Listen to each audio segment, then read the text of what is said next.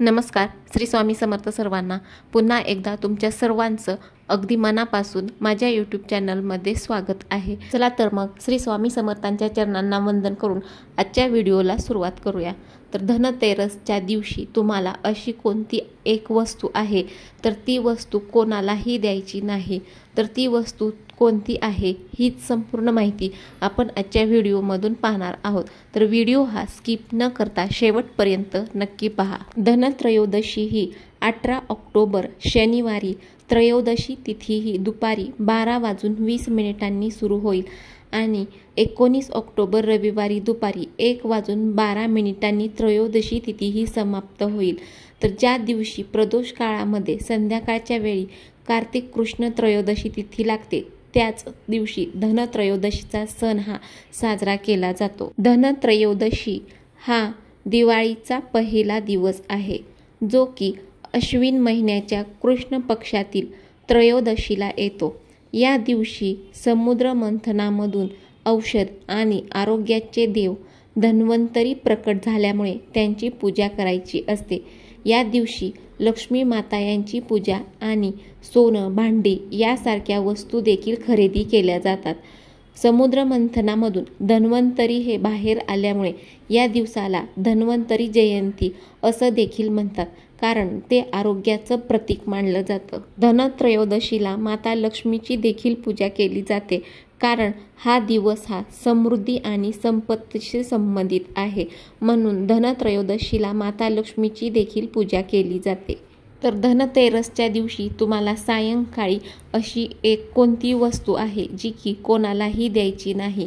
जर का तुम्ही ती वस्तू दिली, धनतेरसच्या दिवशी सायंकाळी जर का तुम्ही ती वस्तू दिली तर तुमच्या घराच्या समृद्धीला बाधाही येऊ शकते.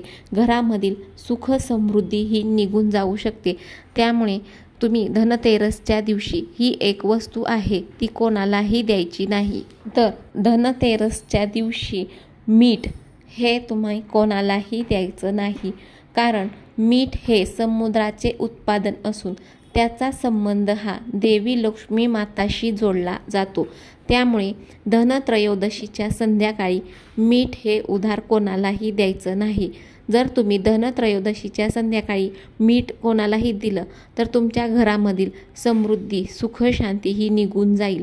त्यामुळे धनत्रयोदशीच्या दिवशी सायंकाळी मीठ हे कोणालाही उधार किंवा उसनं द्यायचं नाही. दुसरी वस्तू म्हणजे पैसे.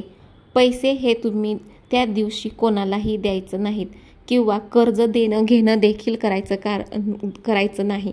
या दिवशी धन हे उधार देणं किंवा कर्ज घेणं हे देखील टाळायचं आहे. हा दिवस हा धनाची वृद्धी करणारा दिवस असतो. त्यामुळे या दिवशी उधार दिल्यास तुमच्याकडे लक्ष्मी माता ह्या निघून जातील.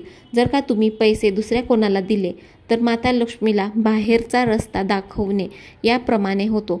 त्यामुळे धनत्रयोदशीच्या दिवशी उधार पैसे कोणालाही देऊ नका किंवा कोणाचे पैसे घेऊही नका. त्याचबरोबर दही, तेल, तूप यासारख्या वस्तू देखील उसनं देणं टाळायचं आहे. शक्य करून धनत्रयोदशीच्या दिवशी सायंकाळी कोणत्याही वस्तू देणं तुम्हाला टाळायचं आहे. जर का तुम्ही सायंकाळच्या वेळी वस्तू दिल्या तर लक्ष्मी माता ह्या घरामधून बाहेर निघून जातील आणि घरातील सुख समृद्धी देखील निघून जाईल. सुख समृद्धीला बाधाही येऊ शकेल. त्यामुळे ह्या वस्तू तुम्ही कोणालाही देऊ नका. शक्य करून पैसे सुद्धा तुम्ही धनत्रयोदशीच्या दिवशी कोणालाही उसने देऊ नका. जर का तुम्ही बाहेर कोणालाही पैसे उधार दिले तर घरातील लक्ष्मीला बाहेरचा रस्ता दाखवणे असा याचा अर्थ होतो. त्यामुळे तुम्ही धनत्रयोदशीच्या दिवशी कोणतीही वस्तू कोणालाही देऊ नका. शक्य करून सायंकाळी उसनं देणं किंवा उधार देणं हे तुम्हाला टाळायचं आहे. धनत्रयोदशीच्या दिवशी यमदीपदान देखील केलं जातं, कारण हेम नावाच्या राजाच्या पुत्राला 16व्या वर्षी सर्पदंशाने मृत्यू येणार असल्याची भविष्यवाणी केली होती. त्याच्या पत्नीने 4थ्या रात्री सर्वत्र दिवे लावले आणि सोन्या चांदीच्या मोहरा व दागिने हे प्रवेशद्वाराजवळ ठेवले.